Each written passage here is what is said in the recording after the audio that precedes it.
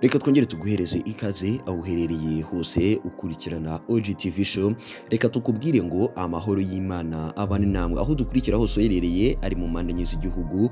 Reka twongere tugushimire cyane dusaba wowe turakora subscribe kugira ngo ujye ubasha gukurikirana inkuru zose ndetse n'amakuru y'imyidagaduro tugukorera umunsi ku wundi.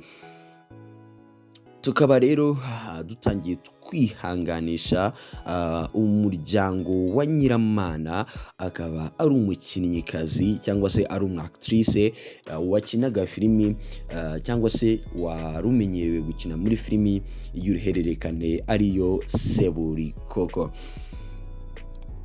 Mu muhango rero wo gusezera bwa nyuma Nyiramana, Nyakubyara Chantal inshuti ye yo kuva mu bwana yatanze ishusho y'uburwayi bwe mu minsi ye ya nyuma.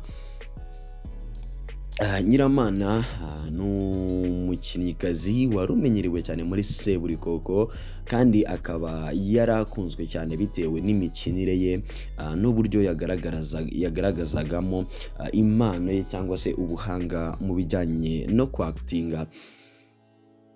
Yavuze ko ubwo yajyaga kwa muganga basanze nta ndwara afite, ariko muganga abona nta n'igitonyanga asigaranye cy'amaraso.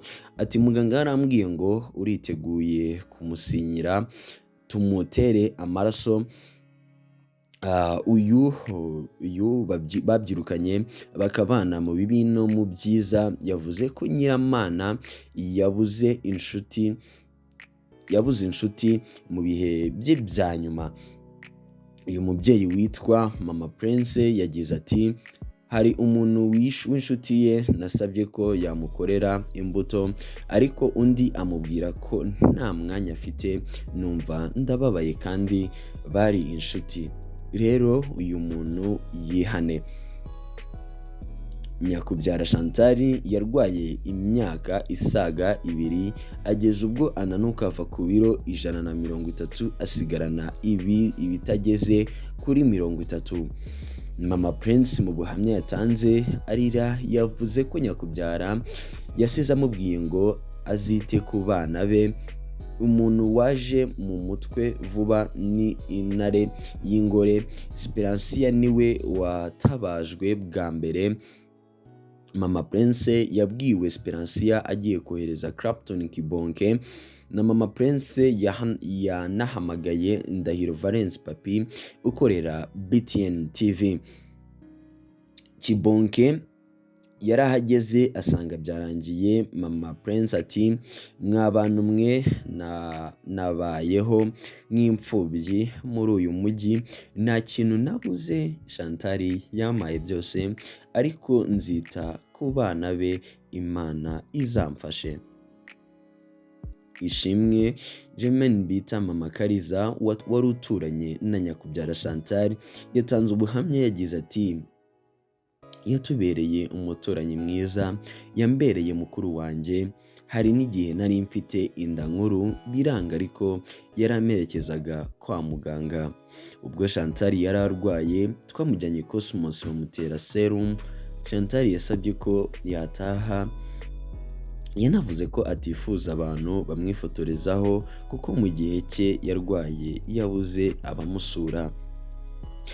Egidia umuvandimwe wa Chantal nawe yamubaye hafi ndetse yavuze ko yamaze amezi 7 mu bitaro. Yashimiye Niyitegeka Gracie uzwi nka Papa Sava. Egidia yavuze ko Nyakubyara Chantal yarwaye afite ibiro 120, ariko atabarutse nta biro 30 asigaranye. Urumva ko byari bimaze kuba byagera kure cyangwa se byari bimaze kuba byafata indi ntera. Umubyeyi wa Nyakubyara Chantal agaruka ku buzima bwaranze Nyiramana. Yavuze ko ari umwana nk'abandi kugeza ashatse arabyara. Mu masaha ye ya nyuma yamusabye kumusengera ati byuka unsengere.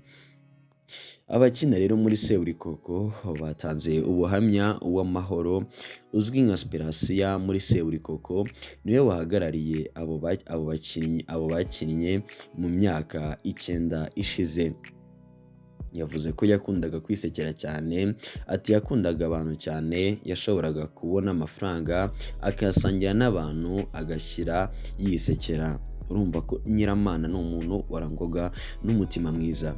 Mu burwayi bwe rero yahishuye ko bwatangiye bari kumwe n'akazi k'iminsi 30 bakina ikinamico, ibi byabaye umwaka ushize.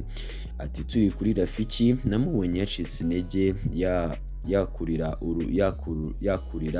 urubyiniro akitura hasi. Siperesa yamusabye kujya kwivuza undi aba ibamba, ariko nyuma rero bongeye kujya gukina abona yashizemo. Siperesa yasoje asaba abantu bose kwita ku bana ba nyakwigendera kuko ubu ari bwo bakeneye ubaba hafi. Umuyobozi wa Zacu Entertainment Wilson Misago avuga ko kuri Nyiramana yagize ati twabuze nyakwigendera Chantal, tunabura nyakwigendera Chantal. Yakomeje avuga ko nyakwigendera yubatse, Nyiramana wamenyekanye ku bintu byiza. Ati ubu turavuga Nyiramana twishimye, ndetse yanatubyariye umukinnyi, uyu Teta mureba yamubyariye muri Seburikoko. Teta imfura Nyiramana yakuriye muri filime kandi nawe ubu ni umukozi. Yijeje ko abana ba nyakwigendera bazitabwaho.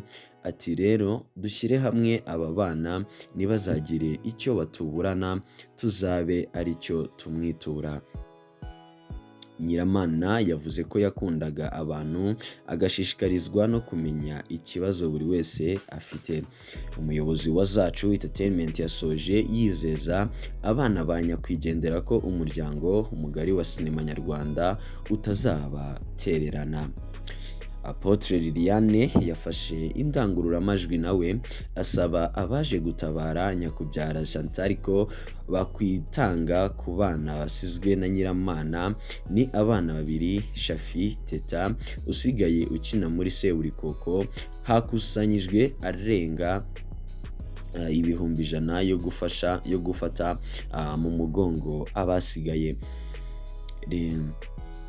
Rero namwe mu magambo ya bamwe mu bantu bagiye babana na Nyiramana umunsi ku wundi.